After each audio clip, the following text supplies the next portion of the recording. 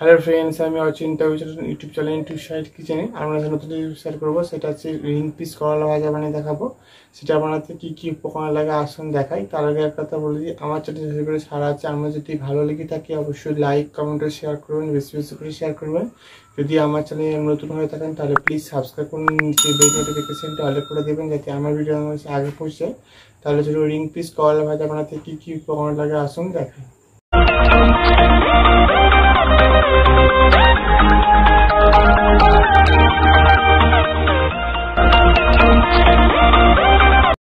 আমি করলা ভাজা বানিয়ে দেখাবো। রিং পিস করলা ভাজা, সেটা বানাতে কি কি উপকরণ লাগে আসুন দেখায়। তার আগে একটা কথা বলে দিই, ভিডিওটা প্রথম থেকে শেষ অবধি দেখার অনুরোধ রইল। তার জন্য রেসিপিটা শুরু করি। এখানে আমি কিছুটা একটা বড় সাইজের করলা রিং রিং করে ভালো করে কেটে ধুয়ে নিয়েছি। তার জন্য রেসিপিটা শুরু করি। আমি এর মধ্যে দেবো হলুদ গুঁড়ো, লবণ, ভালো করে মাখিয়ে নেব। ভালো করে মাখিয়ে নিয়েছি, এবার ভেজে নেব। গ্যাসটা যদি কড়াটা বসিয়ে দিয়েছি, কড়াটা গরম হয়ে গেছে, এর মধ্যে তেল দিয়ে দেবো পরিমাণ মতো। তেলটা গরম হয়ে গেছে, এবার আমি করলাগুলো দিয়ে দেবো।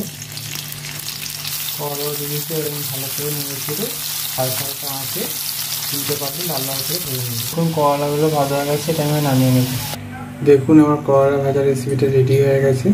এই রেসিপিটা যদি আপনাদের ভালো লেগে থাকে অবশ্যই লাইক কমেন্ট ও শেয়ার করবেন, বেশি বেশি করে শেয়ার করবেন। আর প্লিজ সাবস্ক্রাইব করুন, আমাদের পাশে থাকবেন। চলুন তা দেখা হচ্ছে নেক্সট ভিডিওতে। এরকম নতুন নতুন ভিডিও পাওয়ার জন্য আমাদের চ্যানেলটাকে অবশ্যই সাবস্ক্রাইব করুন, আমাদের পাশে থাকবেন। চলুন তা দেখা হচ্ছে নেক্সট ভিডিও।